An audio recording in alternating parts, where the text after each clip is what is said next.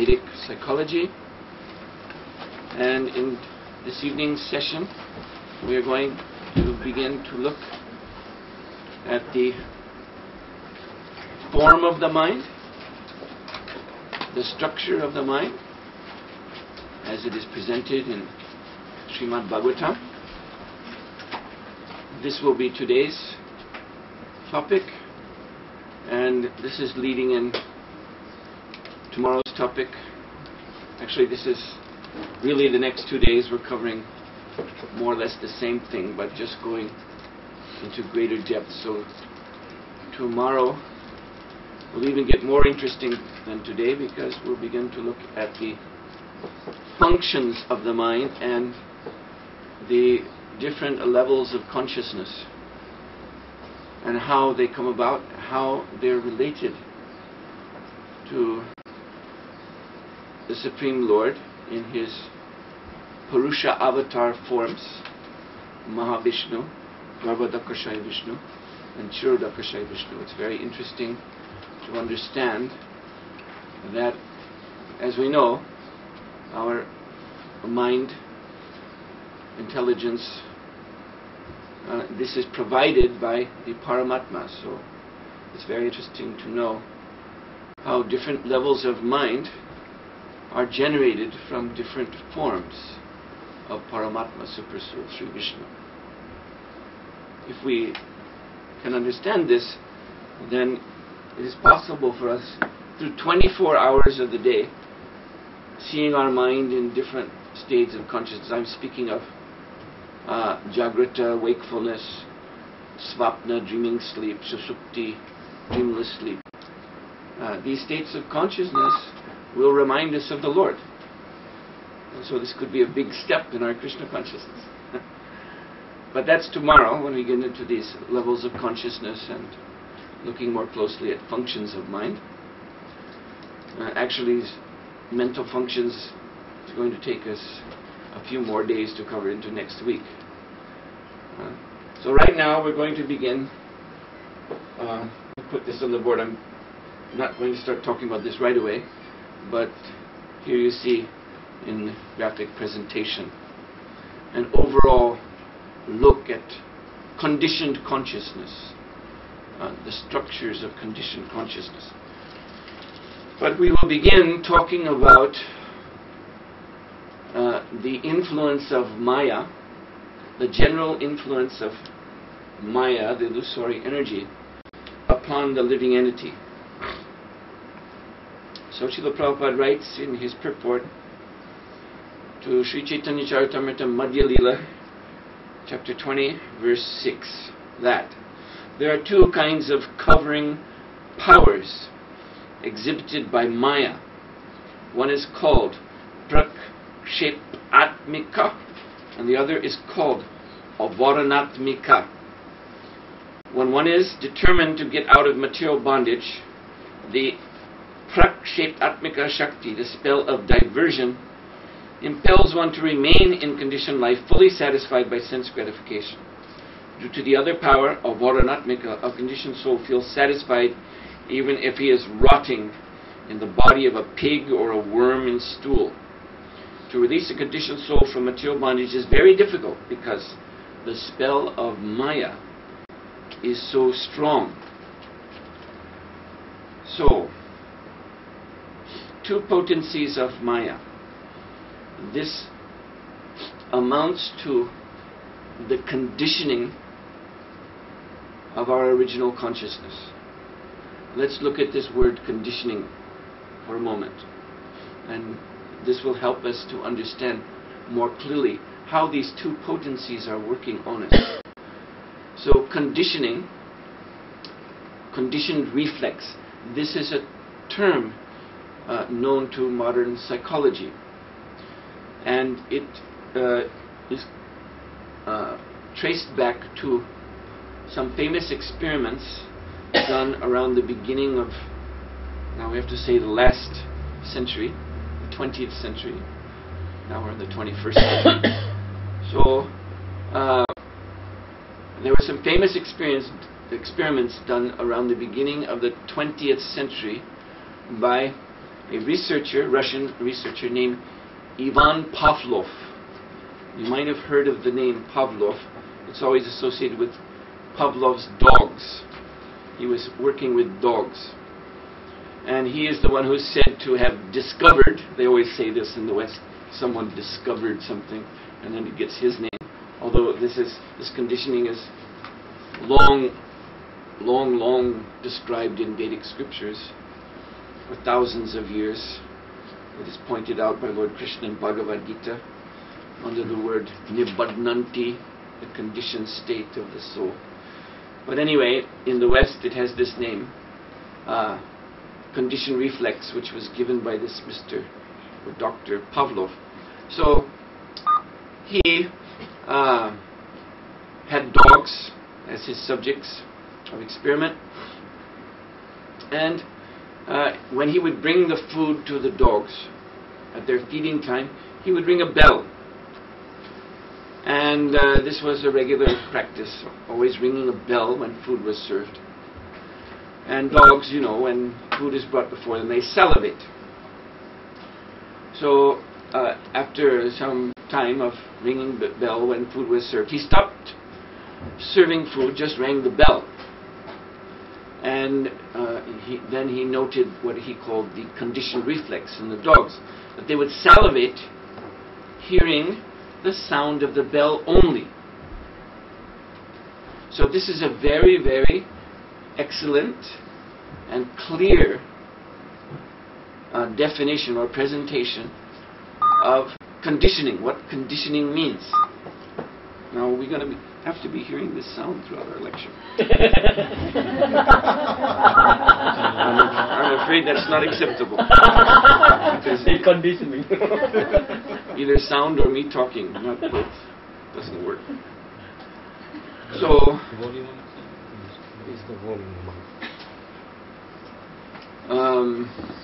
okay, I'm going to stop. This has to. Press this button. I can't do this. Okay. Technology, I find, is not at all helpful for me. Maybe for you, but not for me. Unless you know how to really use technology without making a disturbance. So, where was I? Yes, conditioning. So, two powers of Maya.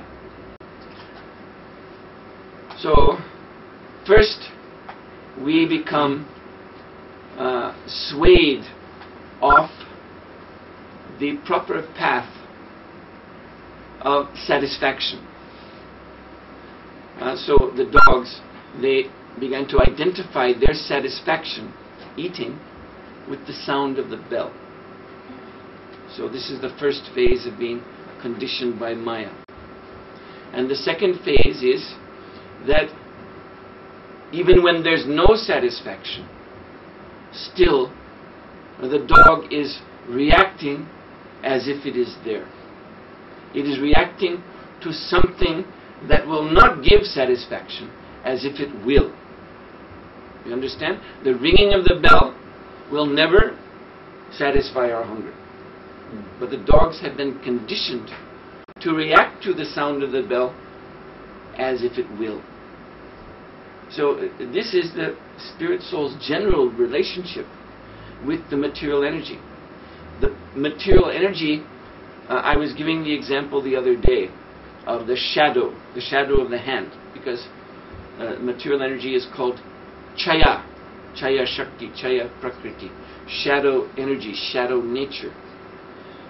So the shadow of my hand, although it has a form like my hand and can move as my hand is moving, so it appears to have the same characteristics of a hand. But when we try to do practical work, like pick up my cup so that I can have a drink, that cannot be done with the shadow. So the shadow doesn't have any potency, although it has form and movement. And so Maya, material nature, is just like that for the soul. The material nature has no potency to satisfy us. But yet we become conditioned to not only believe that it has, but we're deeply conditioned. We respond to material nature on a visceral. Visceral means, in the guts. Actually, it means right down into the tissues and right down into the subconscious mind and all these very fundamental aspects of our being. All of that is tuned into the material nature to respond to it as if material nature can satisfy me. Just like the dogs involuntarily salivated when they heard the bell. You see, they couldn't help it. So this is what happens to the living entity. This is the meaning of conditioning. And Prabhupada, interestingly enough, Prabhupada used this very example of a ringing of a bell to point out Maya's influence over the living entity. This happened in 1966 at 26 2nd Avenue in New York, the Matchless Gifts original ISKCON Center. On that street, 26 2nd Avenue, that's a city, inner city neighborhood. So there are families living in apartment buildings, there are children on the street. So in the summer, the ice cream trucks used to ply the street. And when the ice cream truck would come by, it's playing some music, which is a kind of melody made by an amplified bell sound. And then hearing this bell melody, the children would flock to this truck. The truck would stop and ice cream would be sold. So this would happen right outside the Matchless Gifts with a big window looking out. You could see the scene when Srila Prabhupada would be giving his talk. And the children would be screeching, crying, "I want chocolate, I want vanilla," like that. So it would be a little disturbance during the lecture. And so Srila Prabhupada would pointed out when this bell would be heard, and the ice cream truck is coming, and the kids would start yelling and running to the truck, Prabhupada would say, "See, this sound, this is Maya calling, come and enjoy me, come and enjoy me." And everyone goes running. You see. Now the thing is, there actually is no, for the soul, enjoyment in Maya, because obviously the soul is eternal. And our original desire is for eternal happiness. And Maya does not have the potency to provide that. What Maya provides is some very fleeting, very temporary tingling of our material sense endings. You see? The taste buds, in the example of the ice cream. And how long is that pleasure with us? We put the ice cream on the tongue and lick it. And after a few seconds it's gone. You see? And then if you want to say, "But then I'm satisfied," no, you're not. Because after some time, again, the belly and the tongue are calling, satisfy me, give me something. So, but we become, you see, the conditioned soul accepts it. And in the most part, most living entities in this world that we're seeing now, we look out, we see living in the form of trees and birds and most of the people also, most of the human beings, they don't question this.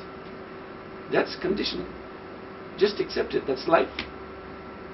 There's some desire manifests in the senses. Let us satisfy it. Provide the sense object. There's some tingling of the nerve endings. That's satisfaction. And then it's gone. And then, that particular form of lust is now satiated for a little while. But then it comes back. More. And again we have to run. And that means working, of course. to satisfy the senses, one needs money ultimately, and money we get from work. So we're working to satisfy the senses. And most living entities don't question this. So this is conditioning. And there's no ultimate sense satisfaction, because in the background of all this, of course, there is this hunger. It's a constant hunger for something new, something more, something different. This is always pushing the living entities. More, never satisfied. It's well known that even people get all of the basic field of activities and sense objects necessary to keep the senses in touch with the objects all the time. Still, they're not satisfied. You see, they want it more. They want it different. They become bored. They become, this nice word, jaded. Jaded means even though everything is there, it becomes like disgusting for them. Oh, I'm tired of this. You see, and they want to shift into something else. I don't want to be here anymore in Auckland, New Zealand. I want to move down to the South Island, or go to Australia, or go to California, go somewhere else. I have to go something different. You see, so there is an underlying need which is actually never satisfied, and which drives the living entity on. But the problem is it's just like Srila Prabhupada writes here, very, very excellent. Srila Prabhupada says, when one is determined to get out of material bondage, the pratyekapnika shakti, the spell of diversion, impels one to remain in conditional life, fully satisfied by sense gratification. So just like here, I just gave the example. Here is someone in Auckland, New Zealand, becomes, in a sense, determined to get out of material bondage. I'm tired of this place. This, Auckland, I don't like it anymore. All these people, they bore me. And it's just a rat race here. Where should I want to go to Hawaii? That's a beautiful place. Everything's like heaven there, and hula girls and all these things. I'll be happy there. So he gets this hope. It's provided by Maya. And then he's working and making arrangements, and this is his inspiration to go to Hawaii. And then when he's in Hawaii, at last I'm here, paradise on earth, how wonderful. But after some time, I don't like this place. And he wants to get out of there. But then Maya provides a new hope, somewhere else in the material world. And he becomes fascinated with that. Or finally, there's always, when all else fails, just, there's the hope that suicide will somehow alleviate my distress. So Maya is always providing some alternative.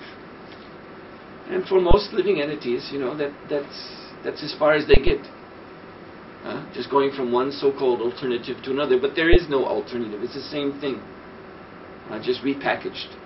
So this is the basic meaning. This is important for us to establish here what conditioning means.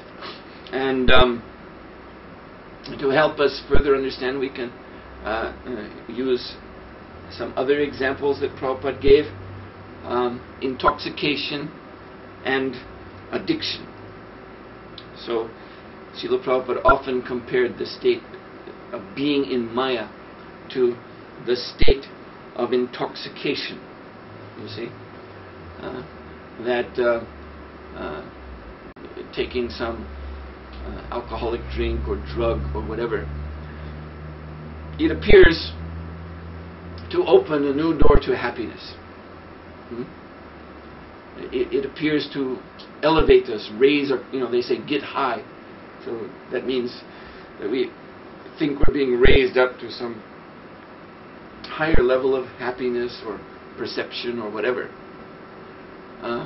But actually, it's really the opposite that's happening. You see, one is being dragged down deeper and deeper into ignorance. But this is Maya's trick. So intoxication, and this leads to addiction. In the name of happiness, one becomes habituated to take this substance, this drug, over and over and over again. And he thinks, the first few times he's taken it, it appears that he's being, in a sense, liberated. This being high or whatever is a kind of liberation experience.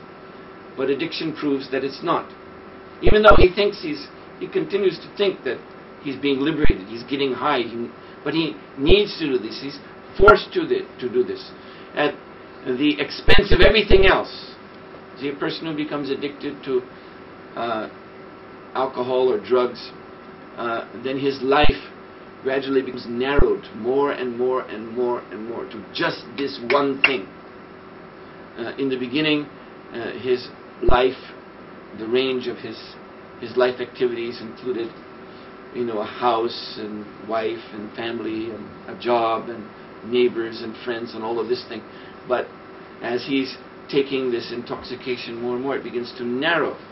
You see, wife is complaining. Well, at some point he doesn't care anymore what she says, if she's here or not. So she leaves, taking the children. The boss complains, we can't have this on the job. But he doesn't care anymore what the boss says. Neighbors, he doesn't care. And finally, just any way he can, he just wants to get this substance in himself. So if it means, to cheat or rob or steal, break the law, risk being thrown into prison, he'll do it. You see, it's an all-consuming need. Like a fire, and you just shovel everything, your whole life into the fire to feed it. But there's no satisfaction. There's no happiness and there's no satisfaction in this. Although subjectively he may argue that this is what I need to be happy. But you look at, I remember seeing in a book photographs of a man had taken in the inner city somewhere in New York or somewhere, and photographing these alcoholics who live on the street, these drug addicts who live on the street. And you see their faces are covered with bruises and scars because they fell on the pavement. One eye looking this way, one eye looking that way, completely, totally baffled, bewildered look on the face, needing a shave, raggedy clothes. Someone show you a picture like this and ask you, do you think this man is happy? You would never say yes. You see, it's obvious to anyone that this cannot be happiness. But subjectively, no, I'm happy in this condition. This is Maya. Maya has this much power to convince us that when we're suffering, that we're actually happy. You see, this is Maya's bewilderment. This is the meaning of conditioning of the soul.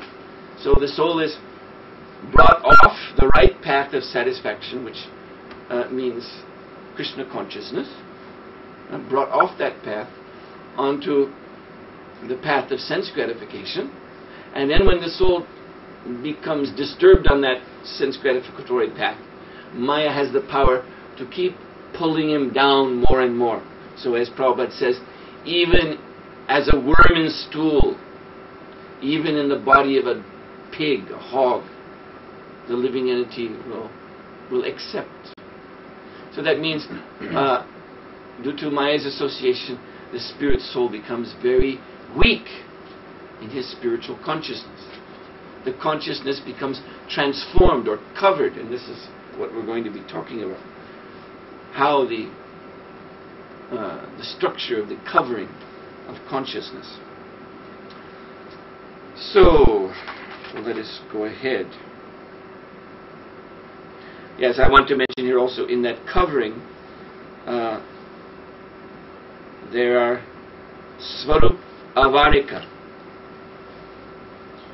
This is two types of ignorance that are incorporated in this covering that we're discussing. So the first is Svarup Avarika, which means ignorance of spiritual form. That our own spiritual form, our own form as a spiritual person who is an eternal servant of Krishna. And then obviously along with that there is Krishna's transcendental form, whom we are supposed to serve. So our knowledge of spiritual form becomes covered, so that we know only material form. And then there's Guna Avarika, the covering of consciousness by the three modes, which is again what I put on the board, and I'll be explaining in detail in a few moments. So Guna Avarika, that You see, consciousness is not passive, it's dynamic. Consciousness is active. But when we're covered by material nature, then our dynamic force, the dynamic force of consciousness, becomes conditioned only to function within the boundaries of the three modes of nature. The three modes of nature becomes the field of our activities, the only thing that we know. We only know goodness, passion, ignorance. And the soul is constantly moving through these three phases of material existence. So now, yes, here's an important sort of like footnote point to make at this junction. Because often we see, we've already seen it here, since we've been having these seminars and some of the questions. And so this comes up all the time, that there's a difficulty when we contemplate these things. There's often this difficulty to understand this point that, well, but if we are originally pure, if consciousness is pure and non-material, then how can it become covered by matter, which is inferior? I've just been explaining that matter diverts us from the path of our real satisfaction.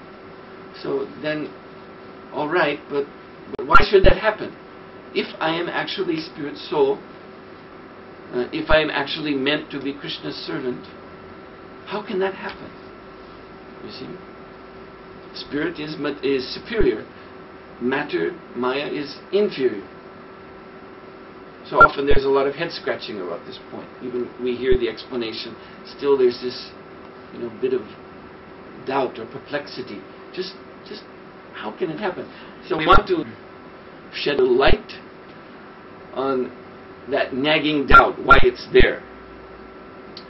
And why it's there is because of the influence of Mayavadi philosophy.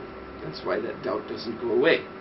Because for the Mayavadis, in the orthodox Mayavadi philosophy of Shankaracharya, consciousness is termed, they have their term, nirvikar, which means it is untransformable. Consciousness cannot be transformed. So, therefore, you see, I don't know if I've been so much talking here in the seminar, but in the morning classes I was giving, I was pointing out how Mayavadi philosophy, although it claims to be the philosophy of Advaita, oneness, is actually the most radically Dvaita of all philosophies. Mayavadi philosophy is extreme, unbridgeable duality. Because they have Brahman and they have Maya. And there's no bridge between the two. At least not in the original orthodox Mayavadi philosophy. Because Brahman cannot be touched by Maya, it cannot be transformed by Maya. The goal of the Mayavadis is consciousness. Pure, unadulterated consciousness.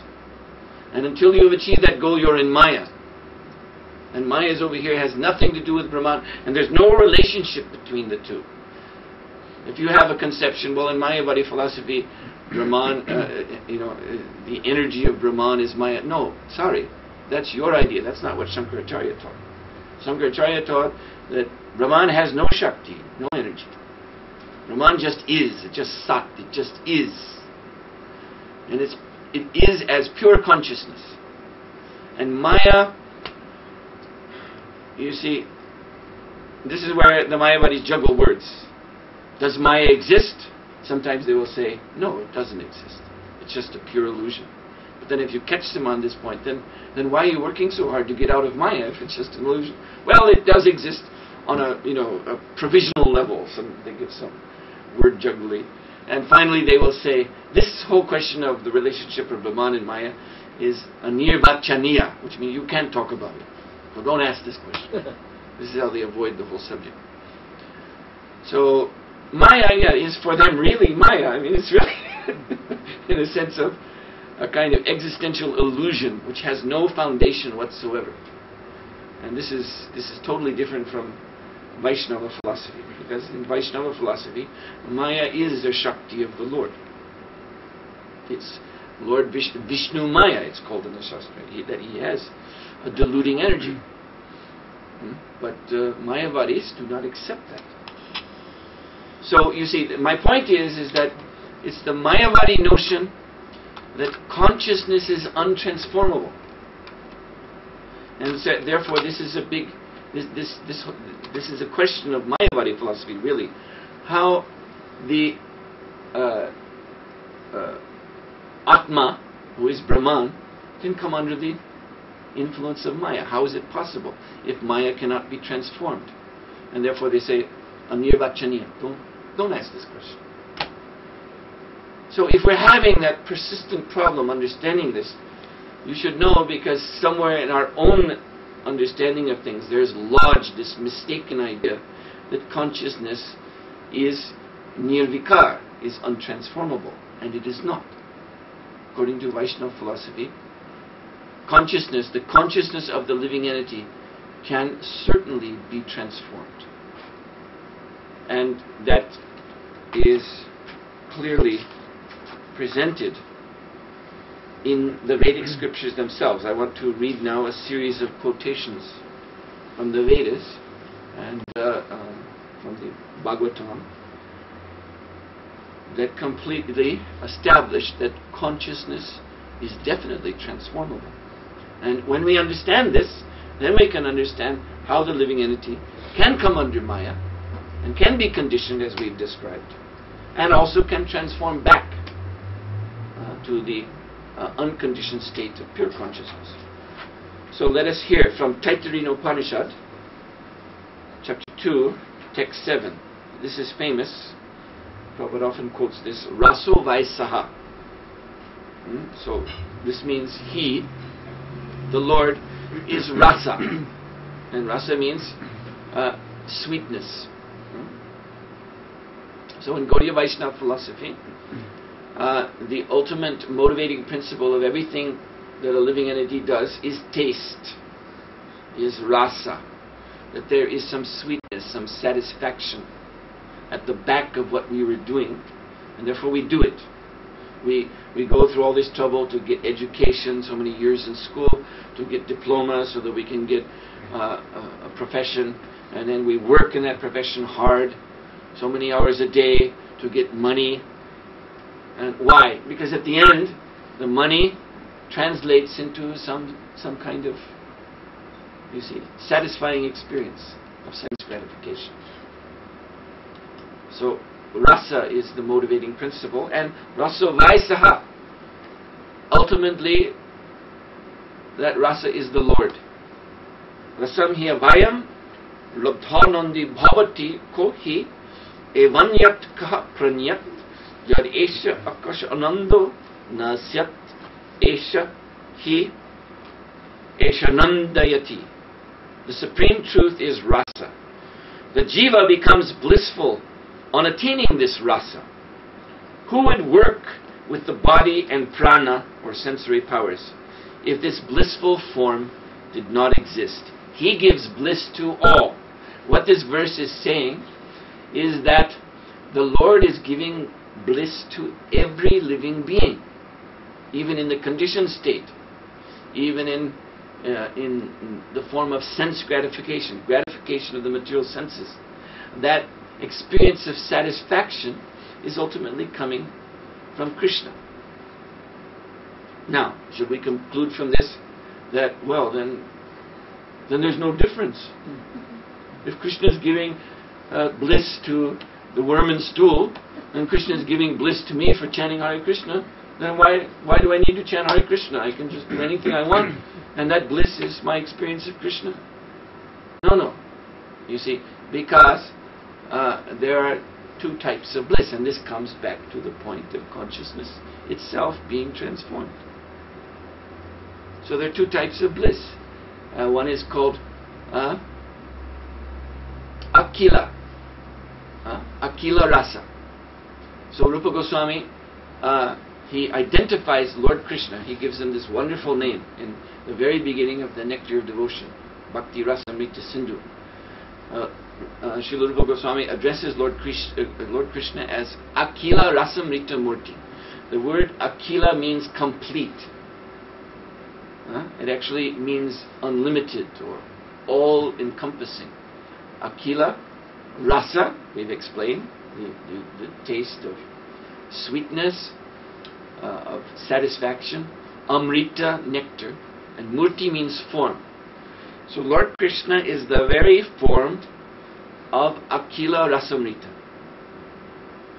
So to be in direct touch with Krishna through pure devotional service means to be in touch with Akila Rasa, with an unlimited ocean of bliss, spiritual bliss, transcendental bliss.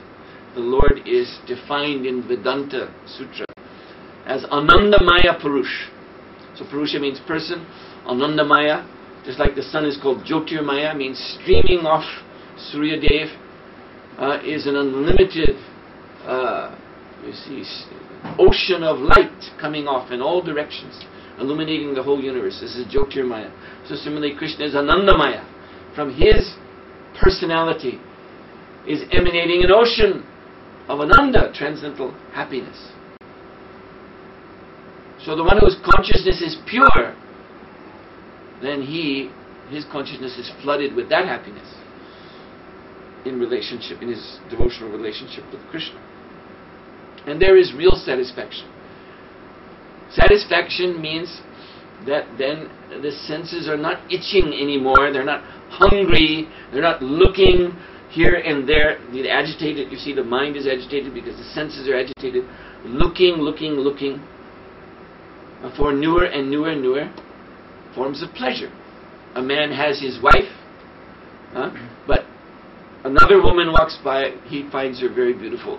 And even though he doesn't want, his mind and senses are pulling him in that direction.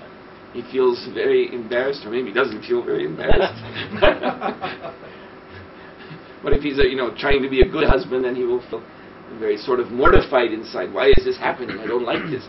It means that he's basically not satisfied.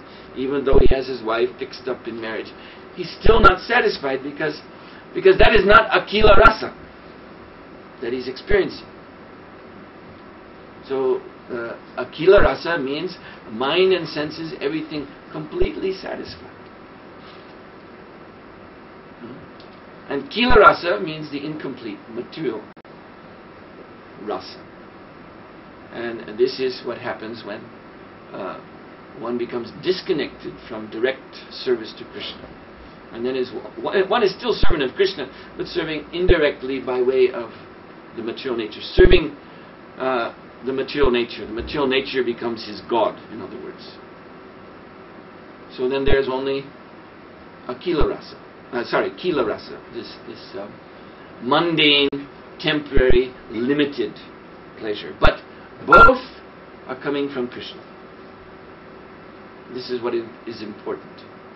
The ultimate source of the experience of pleasure is coming from Krishna. But Krishna is providing one kind of pleasure for his devotees, Akila Rasa, because their consciousness is pure, and another kind of pleasure, Kila Rasa, for the non-devotees, because their consciousness has been transformed.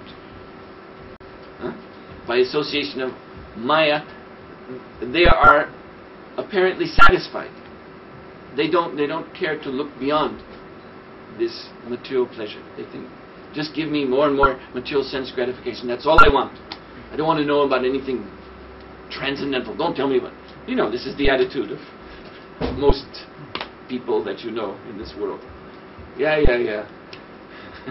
You talk about Krishna and all that, but for me, what I want is what I can enjoy right here and now, much before my senses. If I can just keep getting this every day, then that's my life. That's their attitude. And they're satisfied, so to speak. Not really, but it's the satisfaction of the addict who says, as long as I can get my alcohol, that's enough for me. That's my God. You see, that's my spiritual life, the spirit in the bottle. And don't talk to me about anything more. See, if I can get that, I'm cool. So Prabhupada also, he said directly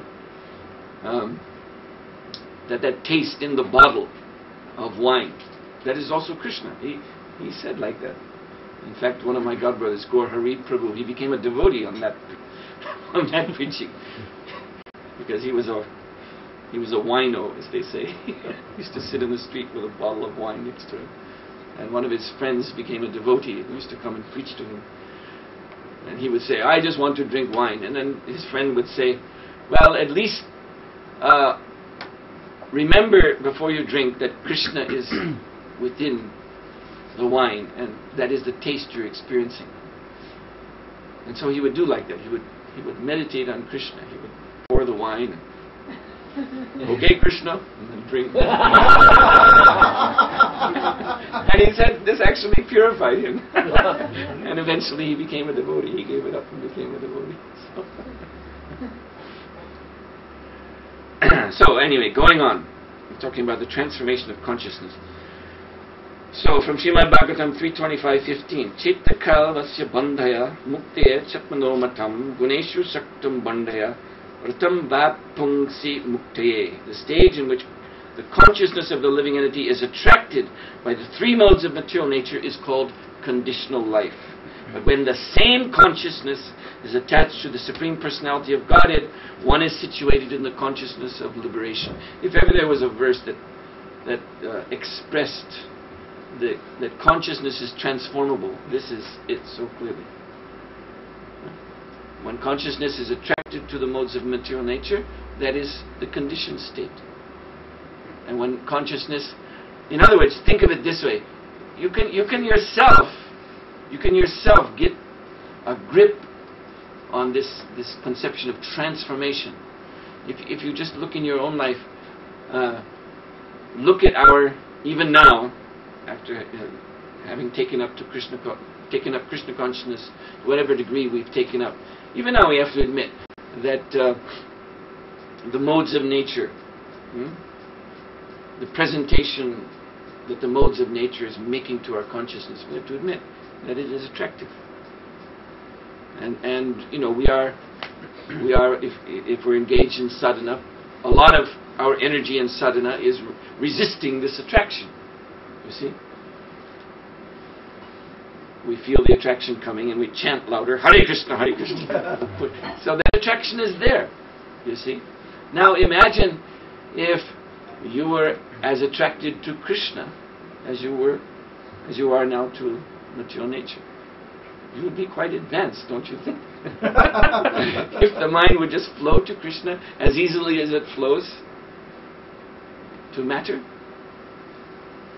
And that's actually what it means. When the consciousness, by itself, by its own inclination, just flows to Krishna. Your eyes open in the morning and the first thing you think of is Krishna. Krishna. You want to, I have to go see Krishna. So that eagerness to see Krishna makes you rush into the shower, take your shower, put on your cloth, tilak, and rush to the Mangalarti just to have darshan, just to see the curtains open and see the Lord. And then you feel such satisfaction just drinking in your eyes, seeing the form of the Lord. That's called Bhava Bhakti.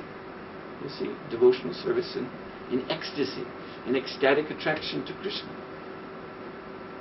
When the ears are itching to hear the Hare Krishna Mahamantra. When our ears, the ears themselves are demanding, I want to hear Krishna. That's advanced. That's Bhava Bhakti. When the tongue is crying out, I want to feel the vibration Krishna here. Put it here. You see? You can understand. Because in the consciousness of sense gratification, our senses are demanding, but not Krishna. The tongue is demanding, I want ice cream. Put ice cream here. Ears are demanding to hear some mundane music. Mind is demanding to be occupied with some mundane thoughts, some mundane entertainment or whatever. You see? So imagine if all that was replaced with Krishna. Oh, you'd be a pure devotee. And here we can actually get a grasp on the meaning of the transformation of consciousness. This is the transformation. So then goes on, Srimad Bhagavatam 3:32-19, Nunam Daivena Vihata Ye Chatyuchikata Shrudham Hitva Shinvanti Asadkata Purisham Eva Vidbhujaha. Such persons, now this means such persons whose consciousness has been transformed, as stated in the previous verse, to be attracted to the modes of nature. So such persons are condemned by the supreme order of the Lord. Nunam Daivena Vihata. You see, this is very, very important.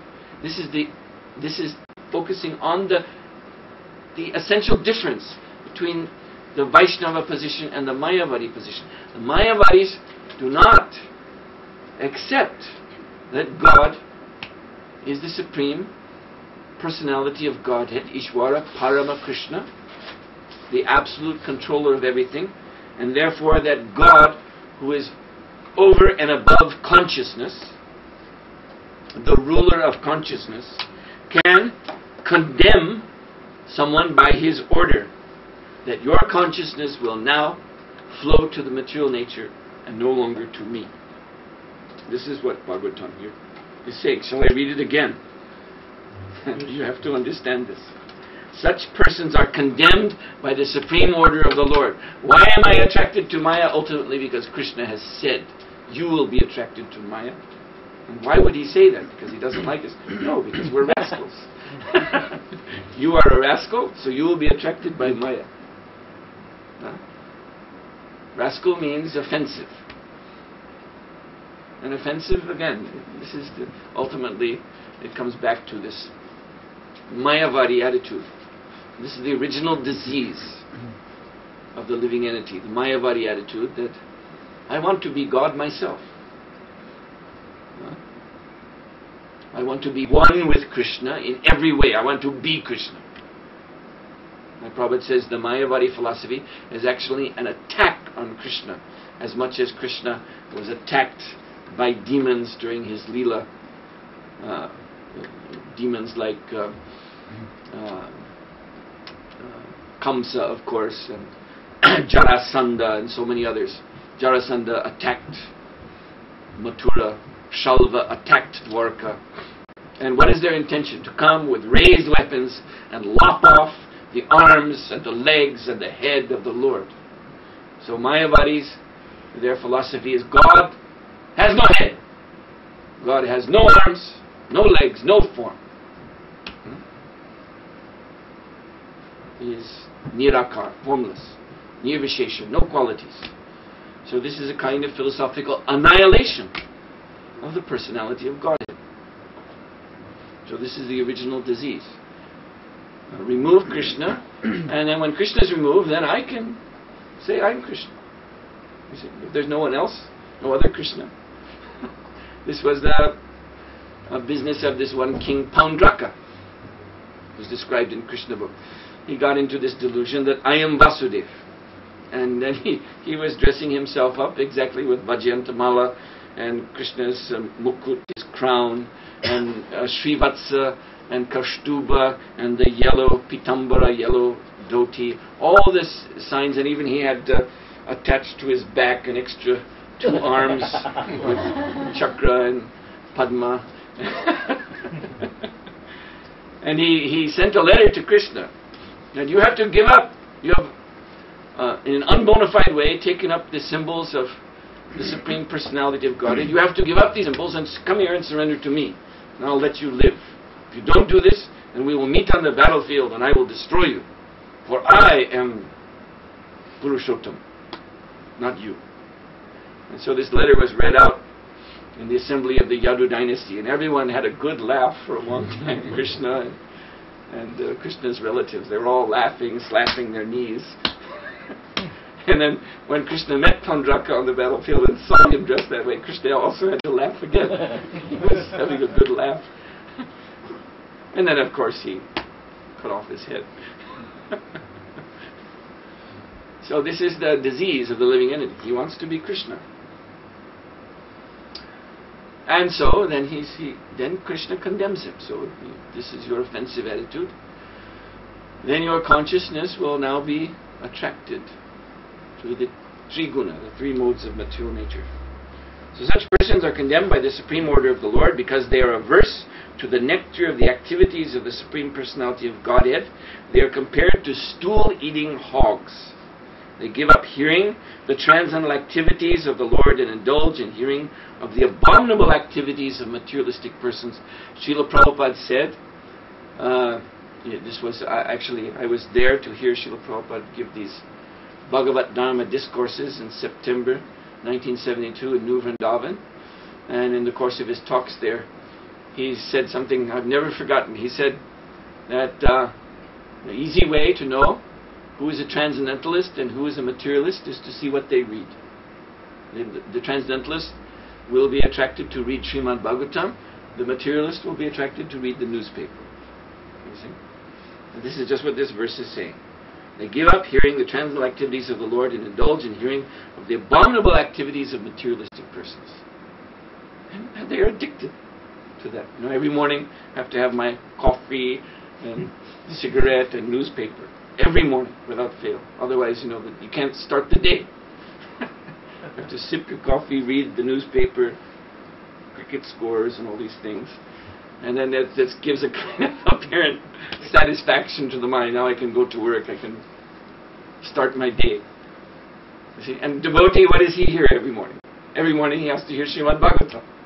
And then he feels enlivened and enlightened to start his day of devotional service. This is the difference. So this is an attraction, this is a taste. And is ordained by Krishna. You see? So we may question, how can consciousness be transformed? You better believe it can be transformed because Krishna is the Supreme Lord.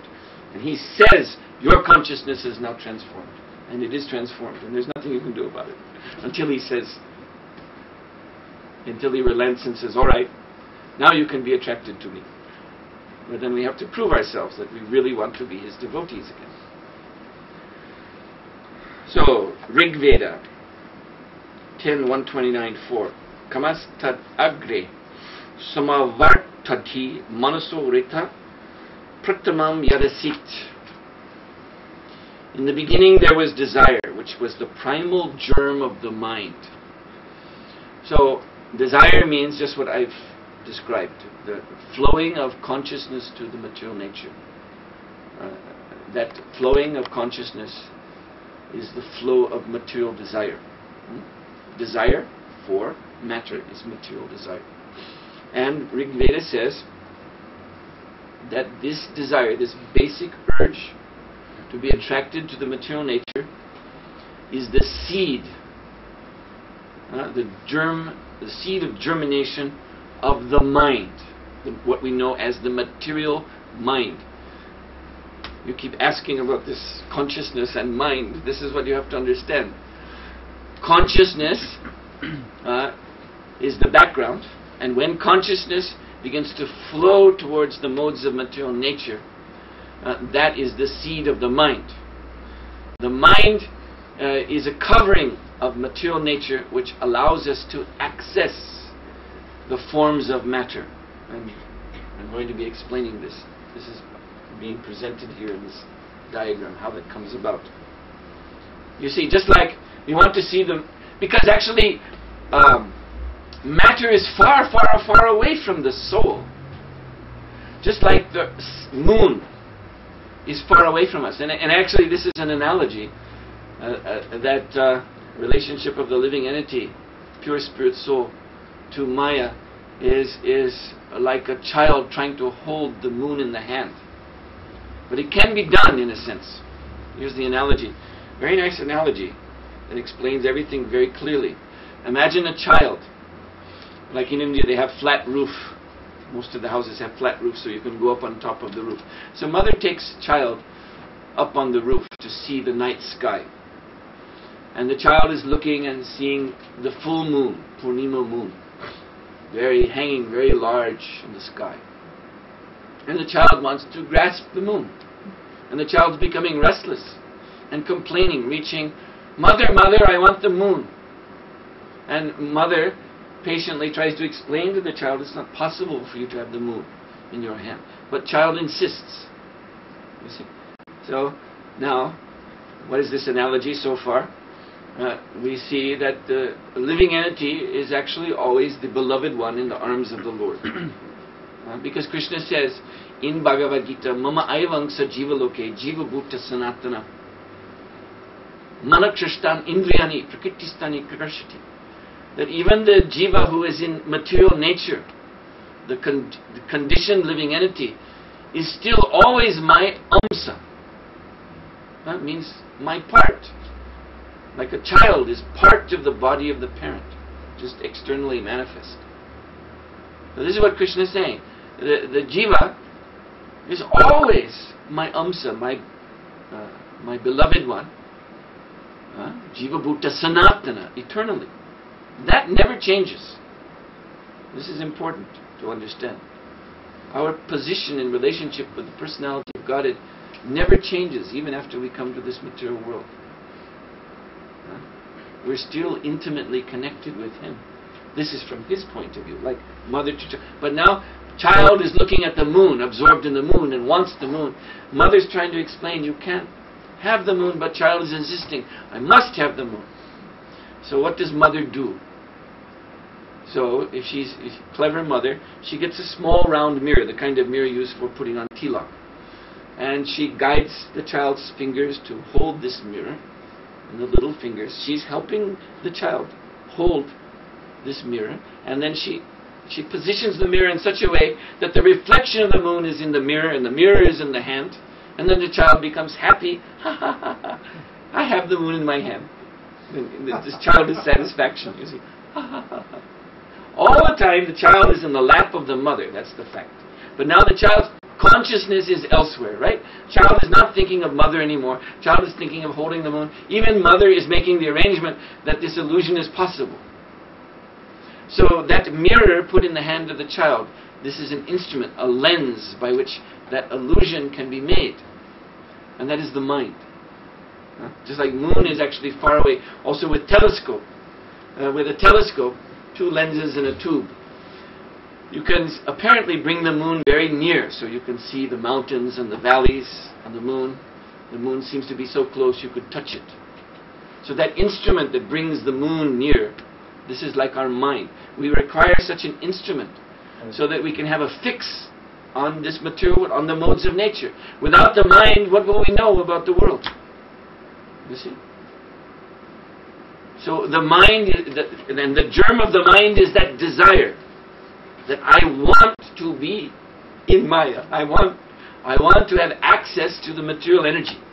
That's the germ of the mind. So then that desire, by the grace of the Lord, manifests as a mind with its sensory openings, so that our consciousness can be flooded with the material experience. And we become conditioned by that, as I've already explained. I just want to go on endlessly in material nature.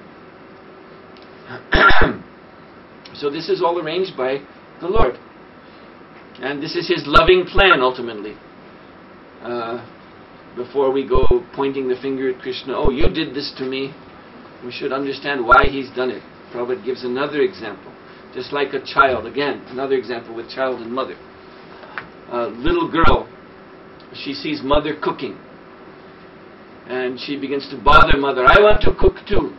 You're cooking, I want to cook. But mother knows this little girl, she's so little, her body is not even coordinated yet. She's clumsy, she drops things. So it's dangerous for her to come near the fire. She's liable to hurt herself. So mother first of all tries to pacify. No, later, you have to grow up a bit. No, mother, I want to cook now. So then mother goes out and gets for the child a toy kitchen set. You see? A little toy stove, toy pots and pans. And so the child can sit out there in the garden, happily make mud pies and so many things. And she has her little dolly in the high chair, and she cooks mud pies and serves them to her little baby. And she's happy. You see? But this is just play acting. This is just Maya. But this pacifies the child for the time being until the child matures, and then the child can be taught to really cook. So this attraction to Maya it also can be compared in this way. This is a state of immaturity in spiritual development. So it's provisional. It's a lesson that we have to learn. And it's actually a preparation for spiritual life. After we have learned this lesson, that I'm not God, that I'm not the supreme controller, I'm not the supreme enjoyer, that I'm not independent, I am dependent. These lessons must be learned vis-a-vis material nature. The school of hard knocks, as they say. And after we learn this, then we can become amenable, we can become properly have the proper attitude towards approaching the Lord through devotional service. So, now back to the material nature. Next point is that it's not only just conditioned souls who have this transformed consciousness, attraction to material nature, who are here in the material world. Also the pure devotees are here. In fact, I'm not going to read the whole thing. I'm just going to mention Baladev Vidyabhushan in his purport, Govinda Bhasya purport to Vedanta Sutra. He makes this point very clearly in unmistakable language, that the liberated souls and the conditioned souls, they're both part and parcel of the Lord, and they're both at the same time also experiencing, they also know the material manifestation of the Lord. And they even dwell within that material manifestation. Both conditioned souls and liberated souls. Both of them. But the liberated souls are not at all affected. Even though they come into this material world, like the conditioned souls do, and even accept the material body, their connection to Krishna is not at all impeded. So the reason they come is different. They don't come here to enjoy the material nature. They come here to serve the Lord. And so we have this nice verse, famous verse by Sri Prahlad Maharaj. Naivo dvije para duratyaya vaitaranyas tadvirya gayana mahamrita magna chittaha suchitto vimukha chittasa indriyarta maya sukhaya bharam udvahato vimudham. O best of the great personalities, he's addressing Lord Nrsimhadev, I am not at all afraid of material existence. For wherever I stay, I am fully absorbed in thoughts of your glories and activities. So here, Prahlad Maharaj says, it's very clear what he's saying. He's saying, material nature doesn't disturb me at all.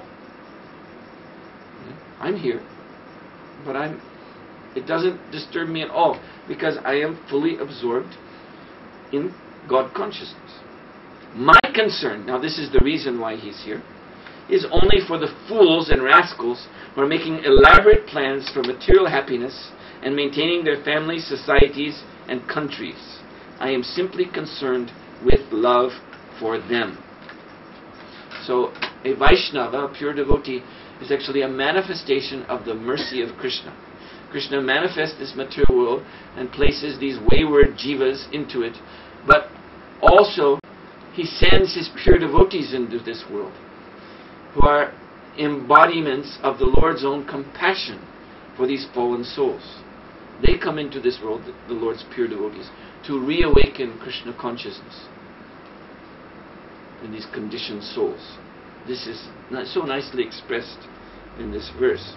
Then finally, Nivrittatarse upagivamana bhavausadat shrutamano birama ka uttama shloka gunanavadat puman girajeta vina pashugnat.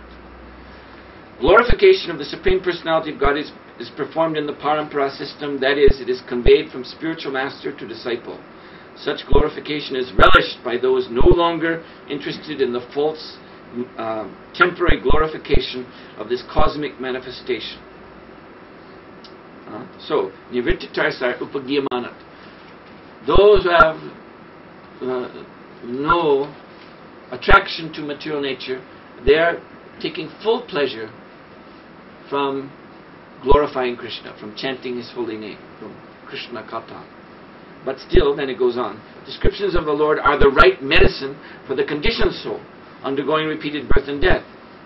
Therefore, who will cease hearing such glorification of the Lord except a butcher, one who is killing his own self? Pashugnat means one who kills the pashu, meaning one's own self, or the pashu, meaning other living entities. So, Bhava Ausaraj, this is medicine for Bhava. Bhava means material existence. Aushada means medicine. Bhava means material existence. So, for the liberated souls, hearing and chanting about Krishna is pure nectar. For the conditioned souls, it is medicine. You see? Because we still have this material attraction. This is our disease. So we should take up the chanting of Hare Krishna under rule and regulation. We don't have spontaneous attraction to it. We don't have spontaneous taste for it. But still we should take it up as sadhana. And by repeated chanting, then, as Rupa Goswami says, giving this nice example in his Upadeshamrita, it is like the cure for jaundice, the traditional Indian cure for jaundice. I once had jaundice years ago. You get it from drinking water. I visited India once and drank some polluted water, not knowing. And when I returned, after I returned to the West, I went to Switzerland, and suddenly I got struck by fever and chills at the same time, and my whole body became filled with aches and pains. And after a day, then my skin turned completely yellow. Even my eyes were yellow.